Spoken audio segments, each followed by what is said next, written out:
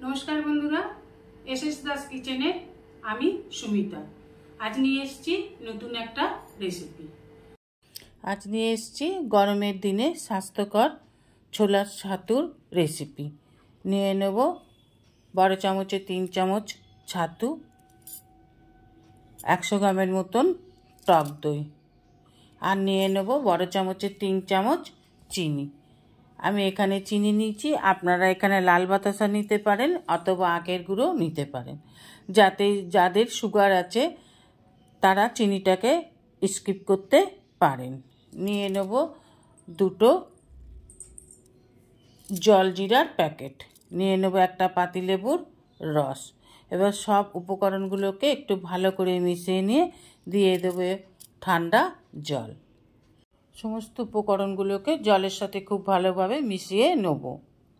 এখানে বলে রাখি যে সব বন্ধুরা আমার চ্যানেলটিকে সাবস্ক্রাইব করে আমার পরিবারের সদস্য হয়েছেন তাদের অসংখ্য ধন্যবাদ। যারা আমার চ্যানেলটির আজই প্রথম দর্শক এখনও আমার চ্যানেলটিকে সাবস্ক্রাইব করেননি তাদের কাছে অনুরোধ রইল আমার চ্যানেলটিকে সাবস্ক্রাইব করে আমার পরিবারের সদস্য হয়ে আমাকে একটু সাপোর্ট করার জন্য। পাশে থাকা বেল আইকনটিতে ক্লিক করে দেবেন নিউ ভিডিওর আপডেট যাতে সবার আগে আপনার কাছে পৌঁছে যায়। এবার সমস্ত উপকরণগুলোকে খুব ভালোভাবে মিশিয়ে নিয়ে দিয়ে দেব আর একটু ফ্রিজের ঠান্ডা জল। এখানে আমি বন্ধুরা বরফ ইউজ করিনি, বরফ খেলে পানে বুকে ঠান্ডা লেগে যায়, শরবত খেলে বেশি শরীর খারাপ করে, সেই জন্য বরফ ছাড়া শরবত খাওয়ার চেষ্টা করবেন।